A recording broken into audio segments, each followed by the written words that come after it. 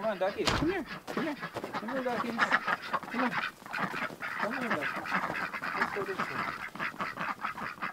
I didn't learn to garden till I got to college and did an internship at a farm, you know, doing any farming or gardening, growing any food.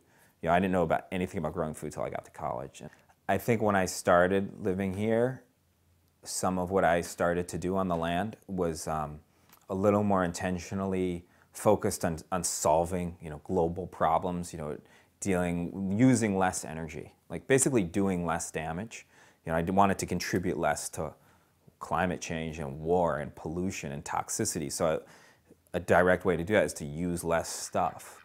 Living on a piece of land and starting to grow food, especially gardening, which was a way to use, you know, to do less bad in the beginning, use less, you know, buy food from closer, have your own food instead of buying it from far away, less pollution, less damage, started to actually become something that I enjoyed so much that in some ways now I care less that it's part of the solution to like global problems than it's just really empowering. It's so enjoyable to do these things that I don't even need that as a reason to garden, to be self-reliant, to provide my own fuel wood for heat.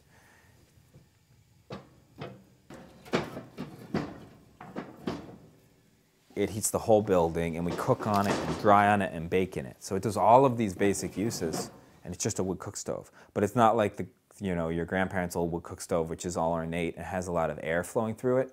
It doesn't really heat well. It's like a high-performance wood cook stove. Okay. It's airtight, like a normal good wood stove. It heats all of our hot water, so we actually have to take a bath in the winter or definitely take a shower, or we'll end up with too much hot. It makes more hot water than we need. It's free hot water because we're running the wood stove anyways to keep the building warm. It's just a little piece of a stainless steel tank in the wood firebox where you put the wood, where there's fire. There's a tank that holds a couple gallons of water, and that's connected to a hot water tank. And so the water flows via convection. You don't need a pump. Flows in, the cool water comes in down low, and it heats up, and the hot water leaves the top side, and it just cycles through the 40-gallon tank. Making the champagne kind of woody debris compost mound is not that difficult. You just basically you have to make a large pile of mostly wood chips and get polyethylene tubing, water piping through the pile. We used 3/4 inch poly tubing and ran 800 feet. So it's at over 110. It's about 30 degrees outside, so it's, you know, 80 degrees hotter in here than it is outside. Then we put 400 feet of tubing in our greenhouse, and we put a pump on that line of tubing, connected it all. And so when you pump it, the water comes out of the compost pile at about 120 to 145 degrees and goes through the greenhouse, giving up its heat into the soil. We put it in the beds, grow plants in that soil. When the water comes back out of the bed, it's lost about 40, 50 degrees, so it comes back out at about 80 degrees. There's a lot of tubing. Giving all that heat into the soil. We're able to make the climate in the greenhouse be much warmer, which is especially helpful in the beginning of the year and at the end of the year. So when we're starting the garden around now in February and March, and then extend the gardening season all the way into November and December. The neat thing is we're making the compost anyways. So we want to make large piles of wood chips to compost into soil and mulch for all of our fruit trees and berries anyway, and garden paths. So, but it's making all this heat no matter whether we use the heat or not. We haven't had a greenhouse to try to grow these in. And now that we have a greenhouse, we just figured let's see if they'll produce inside the greenhouse in the winter, or if they'll break dormancy. They won't be too cold in here. And we're getting a pretty decent flush of shiitakes just in the greenhouse. We've been picking them for dinner. Most of what we do here is homesteading more than farming. You know, making our own stuff for our own consumption, our own sustenance, rather than selling products to make a living. I mostly make a living doing design work. So, but the property's 10 acres, faces west, and it's a beat-up old hill farm. So it's been abused for a couple hundred years, the way the sheep and other animals used to be grazed in this part of the state. So we're trying to really turn a place that was not growing any food for people for the most part to you know, an abundance of fruits, nuts, vegetables, meats, This is our summer harvest. It stores for the whole year. These are one of a handful of pots of potatoes we store in sawdust. So we have a year's worth of potatoes that we can put up in the root cellar. In the last 2 years, most of my calories have started to come from this property. And I'm not trying to grow all my own food. I'm just trying to have a high level of self-reliance and health and independence. Really and hard. Economy. Super If I grew all my own food, I wouldn't have any reason to trade, you know, with other friends and neighbors for maple syrup or dandelion wine or mead or, you know, whatever the different things are, pickles that other people make better than we do, or we don't have the time or the resources to make, like maple syrup. Store in sawdust, and they keep so well if you store them in sawdust.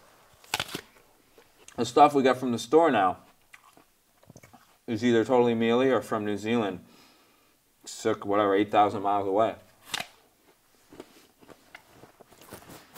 This is what happens when you garden, is you carry food around all the time when you don't expect to.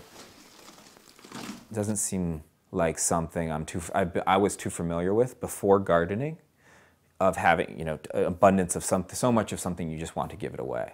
Like gardening makes us want to give things away more than anything else I had done in my life before. So that seemed, for that reason alone, it seemed like this must be a good thing to do.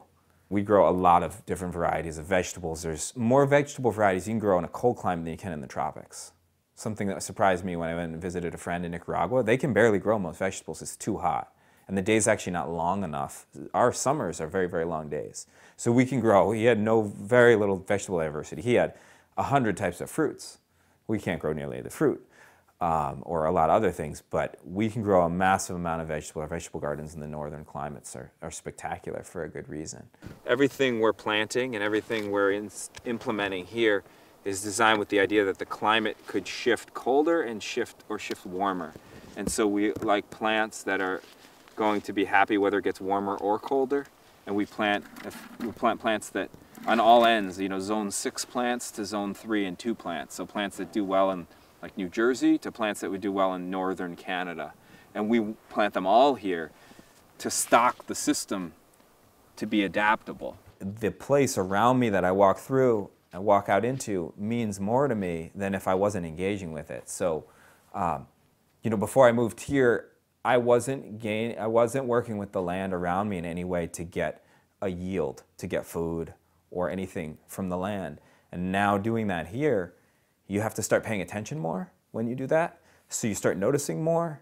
The place around you starts to mean more to you. You might get values from it that you thought you wanted to get out, like save money doing something, but then you start to get other values you never expected that are a little less measurable sometimes. So that's what I see happen to people when they start to take steps to engage in the world around them and empower themselves and solve problems around them.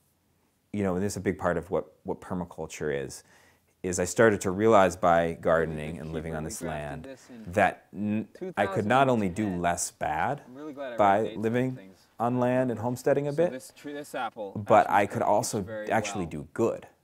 Not just less bad, not just throw away less or use less resources, but I could start to produce resources, like increase the fertility of the soil and make more habitat for more animals. So actually like do good things, have a positive benefit, not just have less of a negative impact.